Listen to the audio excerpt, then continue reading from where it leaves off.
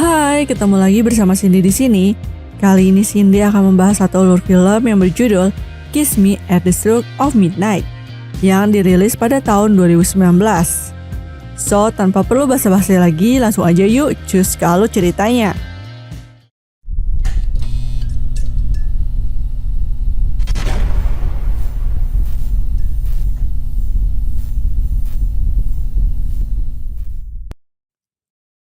Di awal film diperlihatkan seorang gadis SMA yang bernama Hinana Hanazawa, seorang gadis yang sangat polos. Saat itu semua orang sedang mengagumi seorang aktor dari mantan anggota boyband. Tapi nih karena Hinana terlalu polos, jadi dia nggak tahu tentang pria tersebut.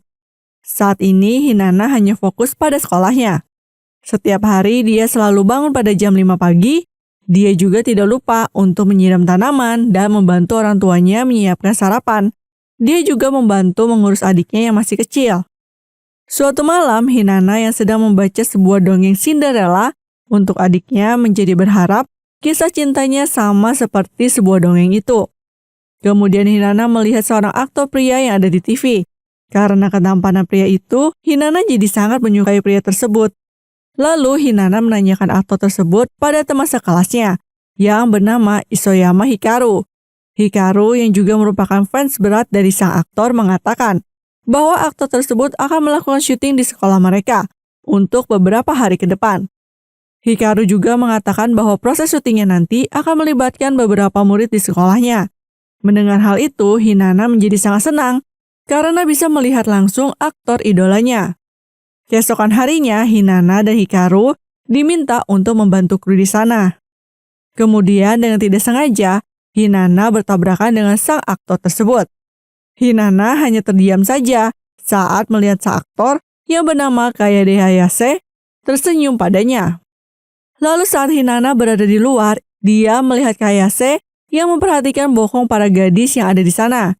Kaget mengetahui kelakuan Hayase, malah membuatnya terjatuh yang membuat Hayase juga melihat bokongnya Hinana dan mengaguminya. Hinana yang malu pun langsung secepatnya pergi. Keesokan harinya dia masih tidak percaya dengan kelakuan Hayase, hingga dia mengukur bokongnya untuk memastikan apakah itu mimpi atau bukan ya. Saat ibunya mendengar perkataan Hinana, ia langsung mengalihkan pembicaraannya dan dia juga meminta izin kepada ibunya untuk keluar menonton film di bioskop. Tetapi dia datang terlalu cepat. Di sana Hinana melihat seorang anak kecil yang membawa boneka beruang. Karena teringat oleh adiknya yang menginginkan boneka itu, Hinana langsung pergi ke sebuah mesin capit boneka dan langsung memainkannya. Beberapa kali percobaan dia lakukan selalu gagal. Hingga di kesempatan yang terakhir, datang seorang pria memberitahukannya agar bisa mendapatkan boneka tersebut. Hinana langsung menurutinya dan berhasil mendapatkan boneka itu. Saat dia menoleh ke belakang untuk mengucapkan terima kasih, dia pun kaget karena orang itu adalah Hayase. Hinana langsung berteriak menyebutkan namanya yang membuat orang-orang langsung mengetahuinya. Mereka pun langsung lari dari tempat itu. Hinana sangat kebingungan karena Hayase menggandeng tangannya. Dan kemudian mereka mulai ngobrol hingga Hinana mengetahui hobi unik Hayase. Hinana pun teringat bahwa dia akan pergi nonton bioskop. Ia pun berpamitan untuk pergi. Namun saat berlari sepatunya malah rusak. Tapi Hinana tidak mempermasalahkannya dan tetap pergi meninggalkan Hayase. Sesampainya di dalam bioskop, Hinana terus teringat saat Hayase menggandeng tangannya dan memutuskan untuk tidak mencuci tangannya selamanya. Tiba-tiba terlihat Hayase juga berada di bioskop itu. Hinana kembali terkejut. Hayase menanyakan apakah Hinana suka film romantis. Awalnya Hinana tidak mengakuinya, namun setelah film selesai, Hinana terlihat menangis dan langsung mengakui bahwa dia sangat suka sekali dengan film romantis. Ia juga mengaku bahwa ia sangat ingin merasakan jatuh cinta dan mengalami kisah cinta seperti dalam dongeng. Mendengar hal itu, Hayase langsung memintanya melepaskan sepatu dan langsung memberikan sepatunya untuk Hinana pakai serta berpamitan. Besok harinya Hayase datang ke sekolah Hinana. Karena kedatangannya semua orang langsung heboh dong. Di sana Hayase langsung menghampiri Hinana untuk mengembalikan sepatunya yang sudah diperbaiki. Bahkan dia juga memakaikannya. Saat itu di dalam hati Hinana sangat merasa senang karena dia merasa di hadapannya ada seorang pangeran seperti dalam dongeng. Lalu terlihat Hinana berlari mengejar Kayase dan mengembalikan sepatu miliknya yang kemarin. Tingkahnya yang lucu membuat Kayase tertawa dan dia langsung menulis nomor teleponnya di tangan Hinana. Saat itu Kayase meminta agar Hinana memberitahukan namanya. Pada malam hari, Hinana mencoba menelepon Kayase, tapi ternyata nomornya sudah tidak aktif. Dia pun merasa telah dikerjai oleh Kayase. Di lain hari, Kayase yang melihat Hinana sedang berjalan pulang, langsung mengejarnya dan mengajaknya ngobrol. Dia mengatakan bahwa selama ini dia menunggu telepon dari Hinana. Hinana mengatakan bahwa dia udah telepon beberapa kali, tapi nomornya nggak bisa dihubungin. Saat ia menunjukkan buktinya, Kayase mengatakan bahwa itu adalah nomornya yang lama. Namun saat dia akan memberikan nomornya yang baru, Hinana langsung ambil HP-nya dan berkata pada Kayase untuk berhenti mengerjainya. Saat Hinana pergi, Kayase kembali mengejarnya dan dia langsung menciumnya. Hinana menjadi panik. Lalu Kayase mengatakan bahwa selama ini dia juga ingin tahu namanya. Lalu Hinana pun menyebutkan namanya. Setelah mengetahui namanya, Kayase langsung mengajaknya berpacaran. Keesokan harinya, Hinana dijemput oleh Kayase dan mengajak pergi ke apartemennya. Sesampainya di sana, Hinana kembali terkejut karena apartemennya sangat besar. Di sana, ia melihat koleksi film Kayase. Kemudian Kayase memperbolehkan Hinana untuk menonton film apa saja yang disukai. Mereka akhirnya menonton film romantis. Karena adegannya sangat romantis, Hinana sampai gak kuat lihatnya. Tiba-tiba aja, Kayase menyandarkan kepalanya di bahu Hinana. Melihat Kayase tertidur, ia mencoba untuk menyentuhnya. Tapi nih, tiba-tiba Kayase langsung menyerangnya di sofa. Awalnya Hinana mengira ia akan melakukan mantap-mantap, tapi Kayase hanya menatapnya saja. Tak lama kemudian manajernya datang dan memergoki mereka. Kayase langsung mengatakan bahwa wanita itu adalah pacarnya. Saat itu manajernya menjadi panik karena melihat wanita bersama Kayase. Ditambah lagi nih usianya masih 16 tahun. Lalu manajernya menasehati Kayase. Manajernya tidak ingin nama Kayase menjadi kotor dengan gosip yang akan beredar nantinya karena ketahuan berpacaran dengan wanita yang masih di bawah umur. Posisi Kayase saat ini sangatlah penting karena dia telah mendapatkan peran di sebuah sinetron. Keesokan harinya, Hinana terlihat sangat senang dengan kedekatannya bersama Ayase. Bahkan, ia mendapatkan pesan dari Kayase yang mengatakan bahwa untuk sementara waktu, kita nggak bisa ketemu dengan adanya syuting tersebut. Membaca pesan itu, Hinana pun jadi sedih. Di sisi lain, Hikaru mulai curiga dengan tingkah laku Hinana. Di sini juga terlihat seorang pria yang bernama Akira, yang merupakan teman masa kecil Hinana. Sebenarnya sih dia menyukai Hinana, tapi dia nggak berani mengungkapkan perasaannya. Suatu hari Hinana sedang membantu Akira di toko bunga milik orang tuanya. Ia mencoba mengungkapkan perasaannya. Tapi Hinana malah menganggapnya sebagai sebuah candaan. Kemudian Akira mendapatkan pesanan dari telepon untuk mengirimkan bunga ke lokasi syuting. Saat itu dia meminta Hinana untuk mengirimkannya. Sesampainya di lokasi syuting, Hinana tidak mengira bahwa ternyata Kayase ada di sana. Hinana terlihat menangis saat melihat akting Kayase yang sangat romantis. Kayase yang melihat Hinana langsung bergegas menghampirinya. Tapi Hinana malah langsung pergi yang membuat Kayase mengejarnya. Lalu mereka pun ngobrol. Di sana Hinana meminta maaf karena dia tidak bermaksud untuk mengganggunya. Dia juga mengatakan bahwa dia hanya membantu temannya untuk mengantarkan bunga yang dipesan. Kayase yang melihat Hinana menangis juga meminta maaf karena dia telah menunjukkan sesuatu yang tidak layak di depannya.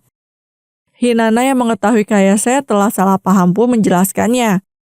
Hal itu membuat Kayase menjadi lega. Hinana juga mengatakan bahwa dia hanya ingin ciuman pertamanya adalah Kayase.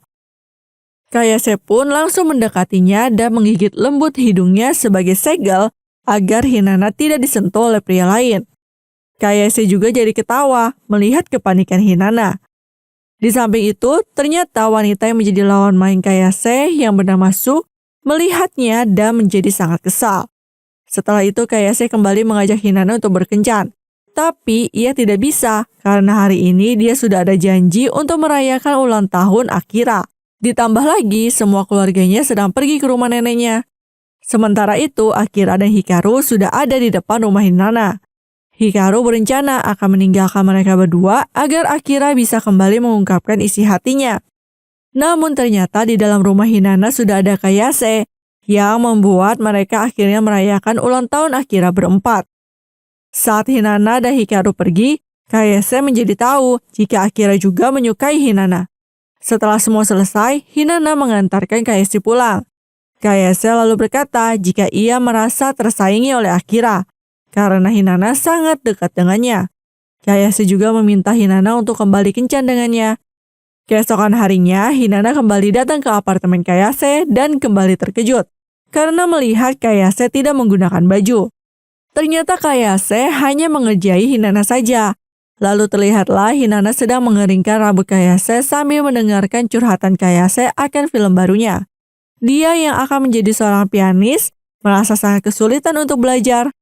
Hinata lalu menasehatinya agar semakin giat berlatih, maka akan semakin bisa memainkannya. Kayase lalu menanyakan apakah Hinata juga berlatih piano. Hinata mengatakan bahwa dulu juga dia berlatih piano, tapi ia berhenti karena biaya dan sungkan dengan orang tua angkatnya. Setelah itu, Ayase memberikan kunci apartemennya dan berkata bahwa dia boleh datang kapan saja. Kemudian saat di sekolah, Hinata mendengar kabar bahwa Kayase pernah berpacaran dengan Su. Dan ia sama sekali nggak tahu mengenai hal itu. Ia pun langsung bertanya kepada Hikaru. Lalu Hikaru mengatakan bahwa 2 tahun yang lalu, mereka memang sempat berpacaran, tapi mereka putus karena keduanya sama-sama sibuk dengan pekerjaannya. Di malam itu, Hinata berniat datang ke apartemen Kayase, tapi ia malah melihat Kayase sedang berciuman dengan Su. Hinata sangat kaget dan Kayase yang mengetahui jika Hinata berada di sana langsung pergi mengejarnya. Kayase berniat menjelaskan semuanya, tapi Hinata sudah terlanjur sakit hati dan tidak mau mendengarkan penjelasan dari Ayase. Kembali ke apartemen, Kayase menyuruh Su untuk pulang, tapi Su malah ngajak untuk balikan. Di sisi lain, karena kejadian itu Hinata menjadi sangat depresi dan mengurung diri di dalam kamarnya. Ibu Hinata pun memanggil Akira agar bisa membujuknya dan kembali bersemangat. Akira yang tahu kalau Hinata seperti itu karena Kayase, akhirnya menyuruh Hinata berhenti mencintai Ayase dan kembali mengungkapkan perasaannya. Mendengar perkataan itu, Hinata hanya terdiam dan Akira pun langsung pergi meninggalkannya. Saat pulang sekolah, Hinata masih terlihat murung. Kemudian ia bertemu Su dan mereka berdua ngobrol. Di sini Su bilang kalau dia udah balikan sama Ayase. Mendengar hal itu, Hinata malah memuji Su karena dia sadar bahwa dirinya tidak bisa menang melawan Su yang memiliki segalanya. Dengan polosnya, Hinata malah curhat kalau ini adalah pertama kalinya dia merasakan jatuh cinta sama seseorang dan hanya dengan Ayase dia merasa sangat bahagia. Karena itu, dia tidak akan berhenti untuk mencintainya. Ternyata semua perkataan Su yang aku udah balikan hanyalah kebohongan untuk ngerjain Hinata. Tapi ia nggak jadi ngelakuinnya karena Hinata benar-benar sangat mencintai Ayase. Kemudian Hinata pergi ke toko bunga Akira dan meminta maaf karena yang dia cintai hanyalah Ayase. Dia juga tidak mau membohongi dirinya sendiri. Saat kembali ke rumah, Hinata masih terlihat galau. Lalu tiba-tiba Ayase datang ke rumahnya dan menjelaskan semuanya. Dia juga mengungkapkan perasaannya kepada Hinata. Hinata juga meminta maaf karena dia langsung pergi tanpa mendengarkan penjelasan dari Ayase. Dan dia mengatakan bahwa dia juga menyukai Ayase. Mereka lalu berpelukan dan Hinata kembali bahagia. Keesokan harinya, dia kembali berkencan dengan Ayase di sebuah taman hiburan. Tapi saat sampai di taman hiburan, taman itu tutup. Lalu tiba-tiba seseorang yang menggunakan kostum beruang datang dan mengajaknya untuk masuk ke dalam taman. Sesampainya di sana, Hinata bertemu dengan Ayase. Ternyata semua taman hiburan itu sudah disewa Ayase agar publik tidak mengetahui mereka sedang berpacaran. Mereka bersenang-senang di taman itu. Sebelum mereka berpisah, Ayase memberikan hadiah sebuah kalung. Semenjak itu, mereka pun menjadi semakin dekat, dan dekat. Kedekatan mereka ternyata menjadi buah bibir di masyarakat. Saat itu Ayase menjadi sorotan publik. Di media sosial juga banyak yang mengomentarinya. Hinata yang melihat berita itu menjadi panik dan merasa bahwa semua itu adalah kesalahannya.